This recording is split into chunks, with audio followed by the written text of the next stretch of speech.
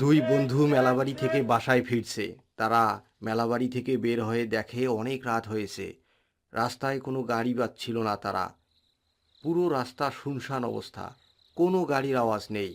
শুধু ঝিঝি পোকার আওয়াজ ভেসে আসতেছে। মেলাবাড়ি থেকে তাদের বাসার দূরত্ব প্রায় 5 কিলোমিটার। হৃদয় রিফাতকে বলল, রিফাত, তোকে আমি আগেই বললাম যে তাড়াতাড়ি বাসায় ফিরবো। বেশি রাত করা যাবে না। আরে ধুর, আমি কি জানতাম যে এত রাত হবে? মেলাবাড়ির ভিতরে তো বোঝাই যাচ্ছিল না যে এত রাত হয়ে গেছে। তাহলে এখন বাসায় ফিরবো কিভাবে? কোনো গাড়ি তো দেখতেছি না। আরে চল চল, হেঁটেই যাব। আরে তুই কি বলতেছিস এসব? এত দূর রাস্তা হেঁটে যাব, তাও আবার এত রাতে?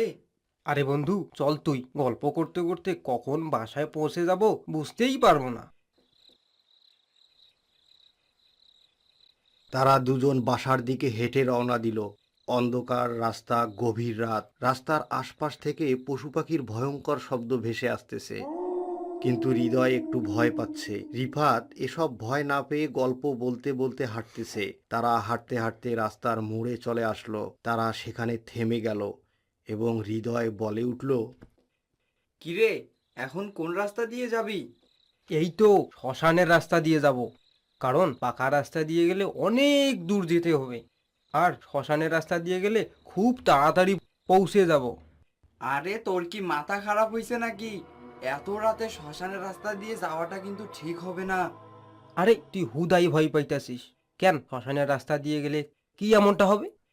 আমি শুনছি গভীর রাতে শ্মশানের রাস্তায় নাকি ভূত প্রেতাত্মারা ঘুরে বেড়ায়। তোর আজাইরা কথা বন্ধ করবি?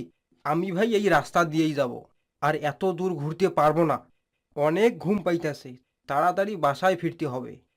তোর যদি ঘুরে যাওয়ার শখ থাকে তাহলে তুই যা, কিন্তু আমি এদিকেই যাব।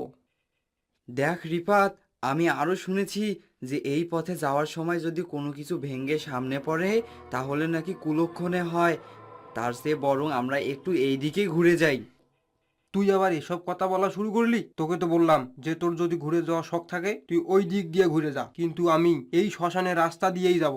আমি এইসব ভয় পাই না। চল তাহলে। তোকে আমি বুঝাইতে পারলাম না, তবে আমি এটা শিওর যে এই দিকে গেলে কিছু একটা হবে। কারণ এর আগেও আমি অনেকবার এসব ঘটনা শুনেছি। এই দিকে গেলে নাকি ভূতেরা পিছন নেয়।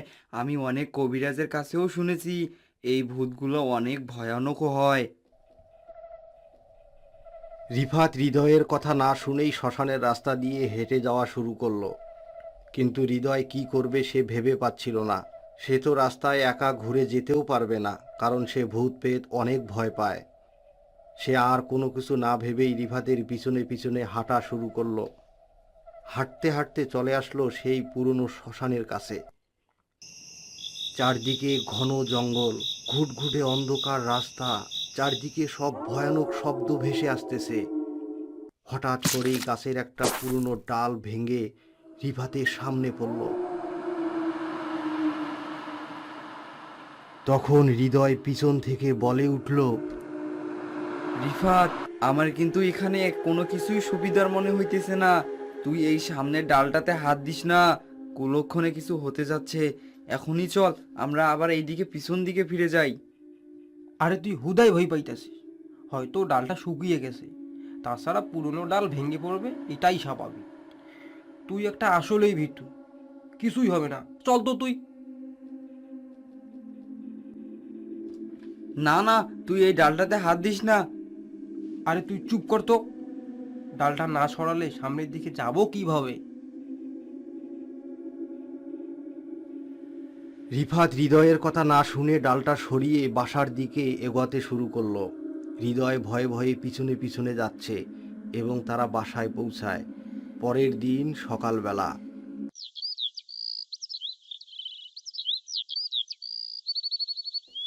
হৃদয় রিফাতকে ডাকতে গিয়ে দেখে রিফাতের গা জ্বরে পুড়ে যাচ্ছে।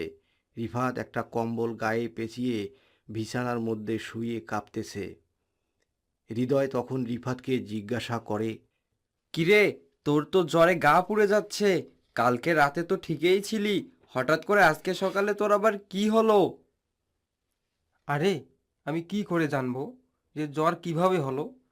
রাতে তো ঠিকই শুইছিলাম, সকালে দেখতেছি খুব ঠান্ডা লাগতেছে। আর জ্বরে গা পুড়ে যাচ্ছে। আচ্ছা, তাহলে তুই শুয়েই থাক, আমি একটু আসতেছি। কই যাবি তুই? আমি ওখানে আগে যাই, এসে তোকে সব কিছু বলবো। আচ্ছা যা।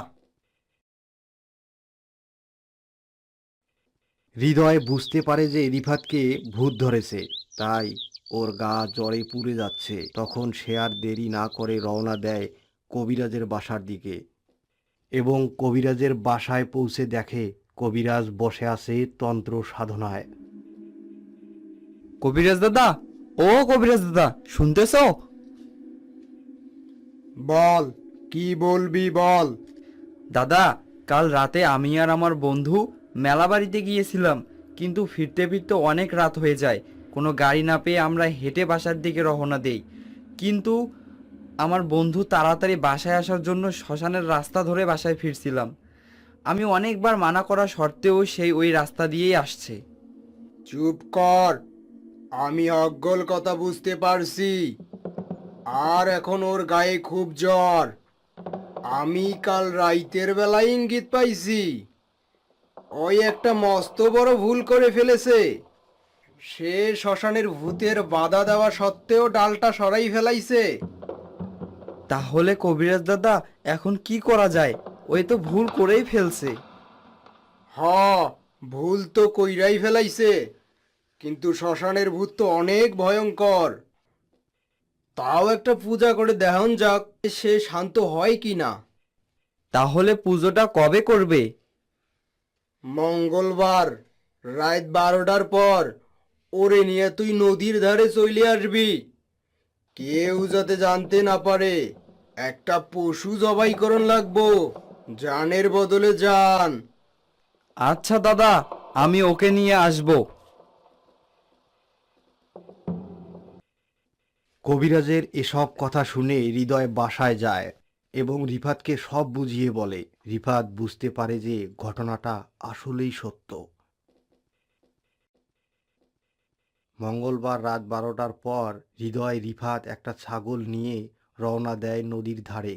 কবিরাজ তার তন্ত্র সাধনা শুরু করে দেয়। চারদিক থেকে হু হু করে বাতাস শুরু হয়ে যায়। হৃদয়, রিফাত দাঁড়িয়ে ভয়ে ভয়ে কাঁপতেছিল।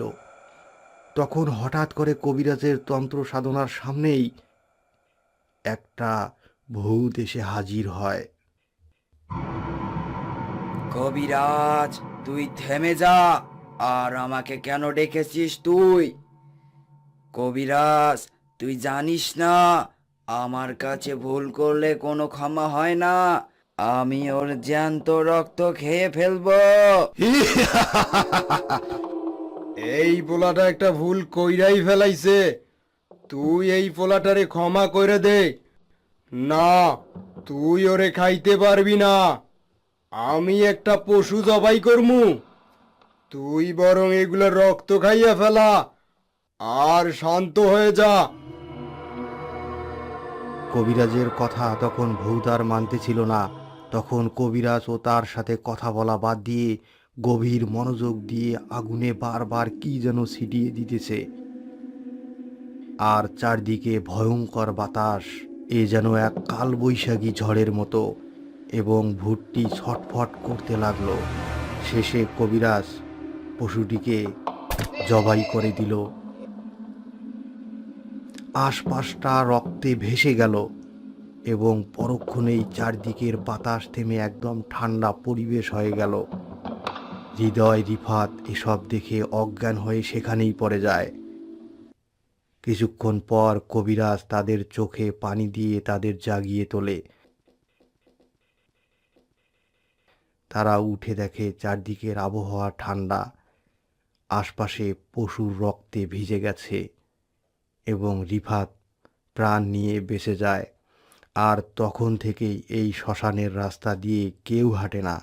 আর শ্মশানের ভয়ঙ্কর ভূত কাউকে জ্বালাতনও করেনি কখনো।